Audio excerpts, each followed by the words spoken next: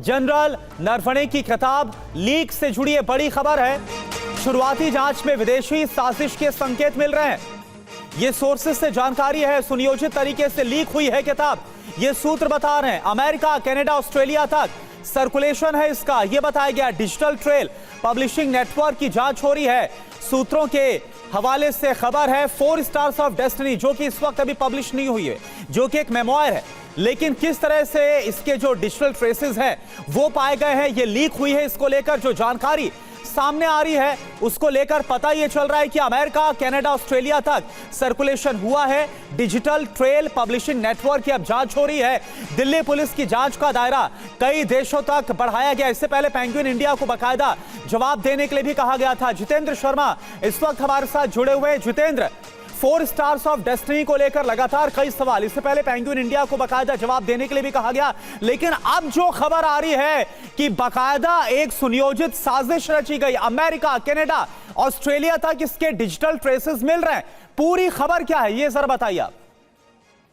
जी बिल्कुल, देखिए कल ही टीवी9 भारतवर्ष ने एक खबर चलाई थी। इसमें साफ तौर पर बताया था कि सुनियोजित साजिश यानी कि क्रिमिनल कॉन्स्पिरेसी को लेकर एक धारा जो है वो इस एफआईआर के अंदर स्पेशल सेल के द्वारा ऐड की गई है।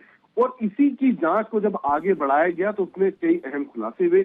सबसे पहली बात पता चली कि दरअसल एमओडी यानी कि मिनिस्ट्री ऑफ डिफेंस की जो अनिवार्य होती है क्लियरेंस किसी भी इस तरीके की बुक के लिए, उसको पूरे तरीके से बाईपास किया गया और एक कोऑर्डिनेटेड तरीके से यानी कि एक सुनियोजित तरीके से इस किताब की जो अहम जानकारियां थी, जो पेजेस थे, उनको लीक किया गया और उसकी पीडीएफ को लीक किया गया। जांच में ये भी सामने कि किताब का जो सर्कुलेशन है वो सबसे पहले कनाडा में, ऑस्ट्रेलिया में, जर्मनी में और अमेरिका के अंदर हुआ। यानी कि वहां पर इस किताब की जो जानकारी थी, जो इस किताब के अंदर छपनी थी, जो पीडीएफ थी, इसके अलावा जो पन्ने थे वो वहां पर लीक किए गए सबसे पहले।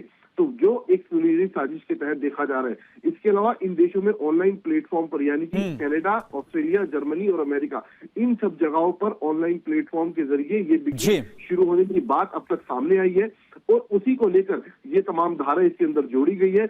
और अब साथ ही जो एक तरीके से ये भी कहा जा सकता है कि जो जांच का दायरा है वो अब इन देशों तक भी फैल चुका है, क्योंकि जानने की कोशिश की जाए कि आखिरकार ये किताब वहां तक कैसे पहुंची।